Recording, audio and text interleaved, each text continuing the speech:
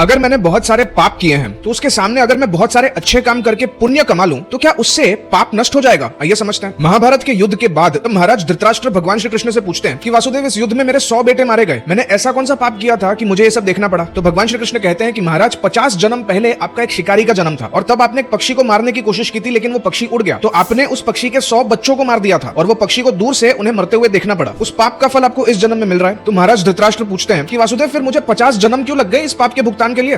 तुरंत क्यों फल नहीं मिला? तो भगवान श्री कृष्ण कहते हैं कि महाराज, अगर आपको इस पाप का फल मिलना था तो उसके लिए आपके 100 बेटे होने चाहिए थे। तो पिछले 50 जन्म आपने वो पुण्य कमाने में बिताए, जिस पुण्य के फल स्वरूप आपको इस जन्म में 100 बेटे हो सके, ताकि आपको उस पाप का फल मिल सके जो आपने 50 जन्म पहले किया था। यही कर्मों का सिद्धांत भगवान श्री कृष्ण समझाते हैं भगवत गीता के 4थे अध्याय के श्लोक 17 में। और अगर पाप कर्मों को नष्ट करना है तो उसके लिए प्रेमानंद जी महाराज कहते हैं कि नाम जप कीजिए जितना हो सके उतना। और सुनो, अगर अपने कर्मों को आगे जाके थोड़ा सा सुधारना है और रामायण और महाभारत के पात्रों से सीख लेकर अपने इमोशंस को, अपने रिलेशंस को और जीवन के उतार चढ़ाव में अपने आप को संभाल के रखना है, प्रैक्टिकल सनातन हमारा कोर्स उठाओ। सीट्स लिमिटेड है और प्राइस भी बहुत रीजनेबल है, उतनी ही जितनी आप कोई बेकार की चीज खाने में या फिर कोई बेकार सी मूवी देखने में बिना सोचे समझे खर्च कर देते हो। यहाँ पे करो, जीवन थोड़ा सा बेहतर बनेगा। पिंड कमेंट में लिंक है, अभी जाके रजिस्टर करो। प्राइसेस बढ़ने वाले हैं और सीट्स बहुत ही लिमिटेड है। हनुमान